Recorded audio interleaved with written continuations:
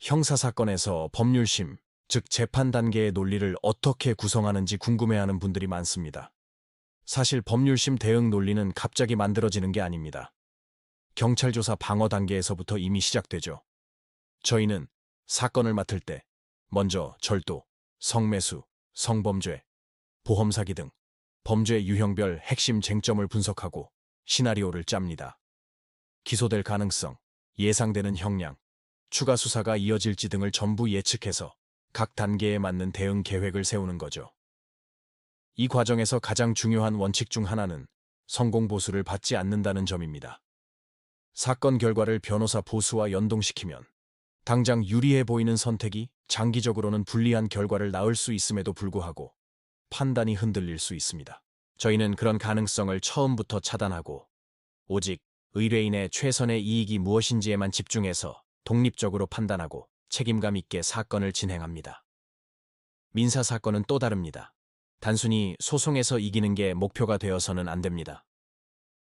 저희는 상담 단계부터 이 돈을 실제로 받아낼 수 있는가를 가장 중요한 기준으로 봅니다.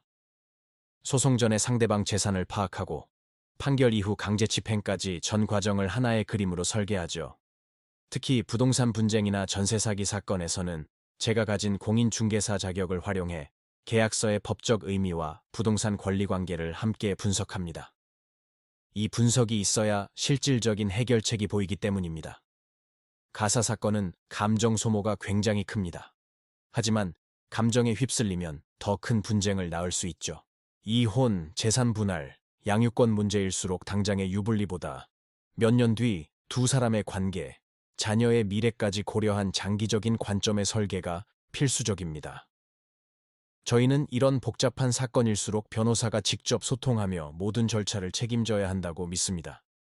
상담부터 조사 참여, 재판, 그리고 마지막 집행 단계까지 사무직원을 거치지 않고 담당 변호사가 직접 챙기는 이유입니다. 학교 폭력이나 군인 징계처럼 특수한 절차가 중요한 사건, 또 외국인의 출입국 문제와 형사 절차가 얽힌 사건처럼 여러 분야의 통합적인 검토가 필요한 경우도 많습니다.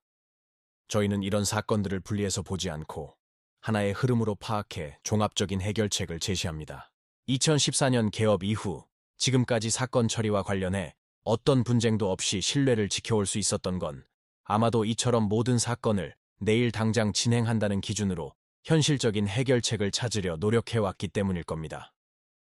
이렇게 민사, 형사, 가사, 행정 전반의 사건을 통합적인 시각으로 책임감 있게 다루는 곳, 바로 법률사무소 아신입니다.